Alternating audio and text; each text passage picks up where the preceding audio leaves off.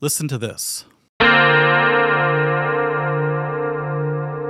Isn't that kind of magical that when I did it right, your brain just knows it? Hey everybody, it's Mike here from The Art of Guitar. I cannot believe it's been 39 years since Purple Rain came out. I still remember the day my cousin brought over the VHS tape of the movie, and we just sat there and watched it over and over again. We never got sick of it. And being from Minnesota, it was a huge deal to see our home state represented in such a huge movie. So I've been a huge Prince fan ever since, and I've seen a lot of people play the intro to Purple Rain in different ways, and I thought it would be really fun to celebrate the anniversary to show you 7 levels of how I've seen Purple Rain being played in the past. And that can allow people at any level, whether you're just starting out, maybe you just know a few open chords, or if you've been playing a long time, to play some kind of version of this song. Level 1 is for anyone who just wants to play along to the song, but they don't want to play the complicated chords like we're going to play later on. All you really need to do is play G major, E minor, D major, and C major. That's going to be the correct progression. You're not going to be in the right key yet, but we'll take care of that in a second. So it'll sound something like this.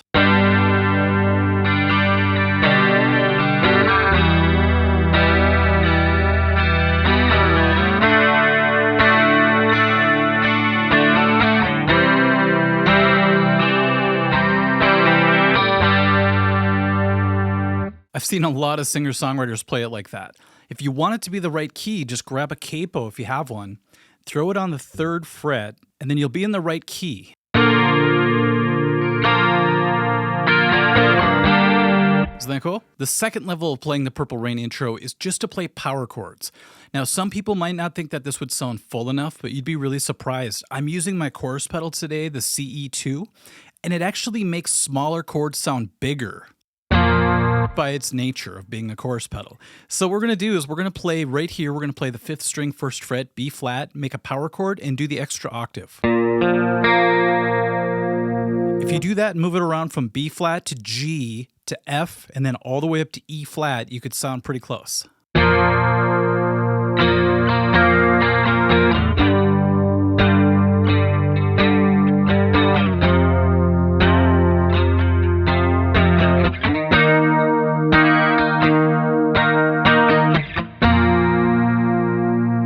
If you just turn those power chords into full bar chords, we'd have a B flat major, G minor, F major, E flat major.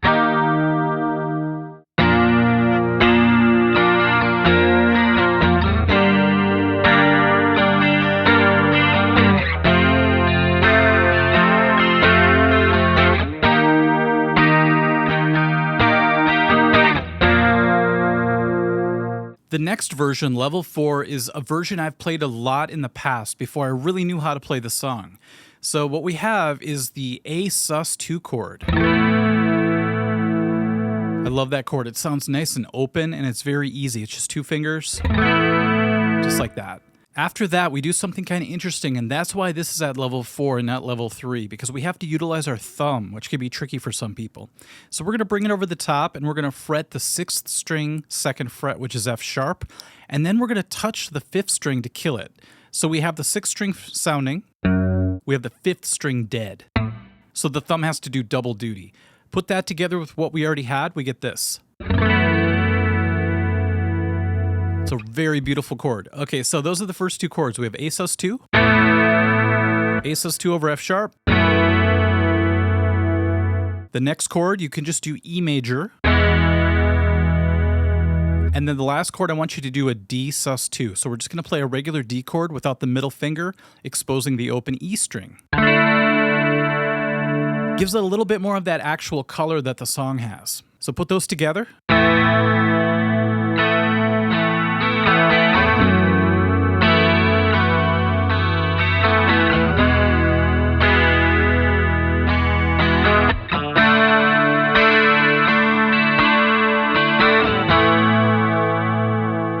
Now, to do it in the actual key of the song, once again, we need the good old capo. We're going to put it at the 1st fret this time, and then do everything you just did, and you'll be in the correct key.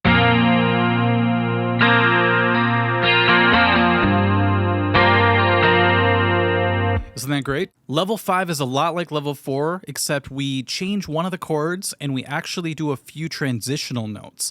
So this gets kind of interesting now. So let's play the first sus chord.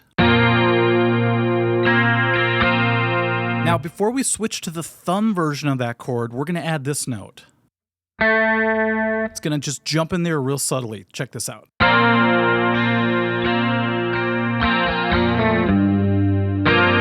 Did you even hear that? It goes by really fast. All I'm doing is I'm going from the 2nd fret to the 1st fret of the 3rd string. Remember, because the capo is here, this is now the 1st fret, this is the 2nd fret. I know it's kind of confusing, but capos make things that way. So all I really do is at the very end of the first chord, I lift up the ring finger and I let the index finger play that 1st fret. Then I bring my thumb over the top and I hit this note all by itself while I reform the chord. We're going to talk more about that in a second. At the end of the 2nd chord, we're going to do the same move at the very end. We're going to add that 1st fret. There it is again. Now this is kind of fun. The next string, 2nd fret, and the next string after that, 4th fret. Some call that a sus2 chord. Some people call it a 5 chord with an added 9. So whatever you prefer.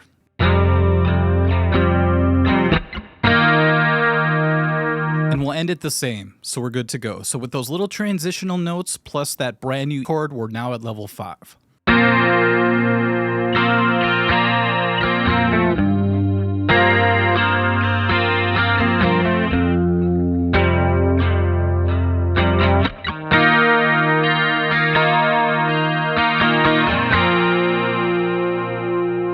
So what is level 6?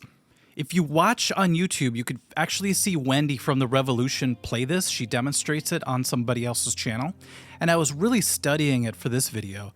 And I was trying to figure out exactly the chords she was doing because not a lot of people teach Purple Rain correctly online, I've noticed. So all that crazy stuff with the capo, we don't need the capo for the real version. Listen to this.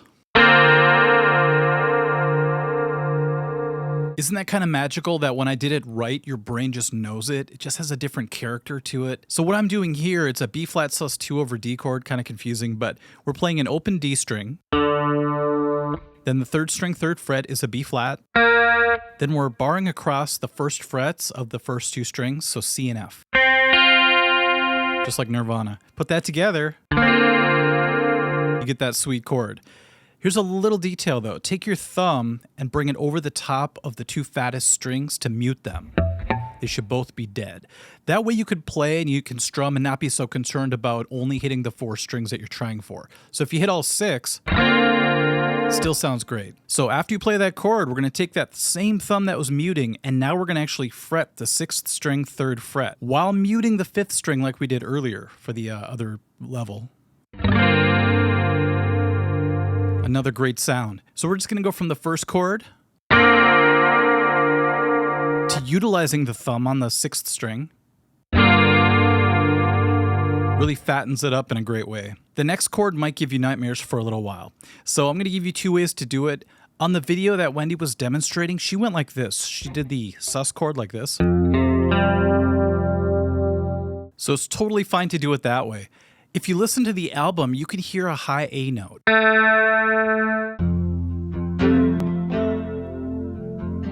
So if you add that to what I just did, you get this sound. And then at the very end, it doesn't get much easier. So we're going to go up on the 5th string to the 6th fret. And then we have to create the rest of this add 9 chord. This one's a little more difficult though, because now we have to actually bar across with our index finger, which really opens up the top end of that sound. Put those 4 chords together and you get this. Let's fret that thumb. Let's do the finger buster. Let's do the other finger buster, way up here. And then back home to the first chord. Okay, so that's level 6. I'm sure a lot of people are like, oh man, what is level 7 gonna be then? So here's some good news. You've already kind of done a little bit of level 7 because you did those connector notes. One of those is gonna come back. We're gonna do something kind of interesting though with the second one. So let's start off with that chord that we did earlier here.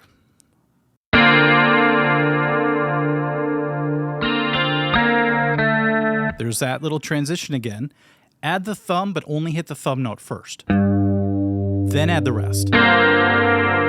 She separates them. She does that with the next two chords as well. So we hit the thumb note first, and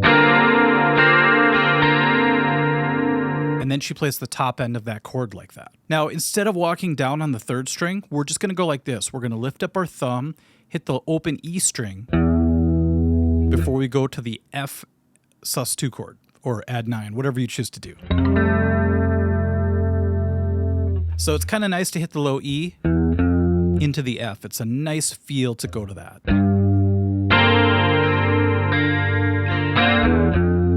I kind of exaggerated it there, but you get the idea. You probably noticed I stopped afterwards. I did like a little muted sound, and that's actually in the original recording. So she goes like this. Isn't that great? Now we finish up by going to the last chord, hit the root note first, wait a little bit, play the rest of the notes like that, and then go like this. It's really important to arpeggiate those first two notes. And then do an upstroke, and then kill the notes. So let's put those together. So we start here.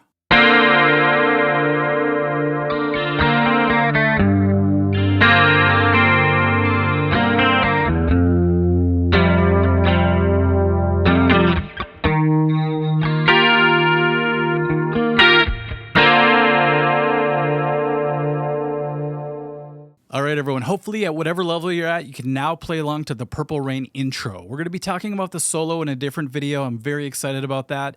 I might bring in a friend who's actually played in Prince's band before, so that should be cool. But for now, work on that, see what you could do, and we'll catch you at the next video. It was an honor to do this video, as always. Anytime I do a Prince video, I get excited. So I had to wear the jacket, had to celebrate the 39th anniversary, and thank you for joining me. We'll catch you later. Bye-bye.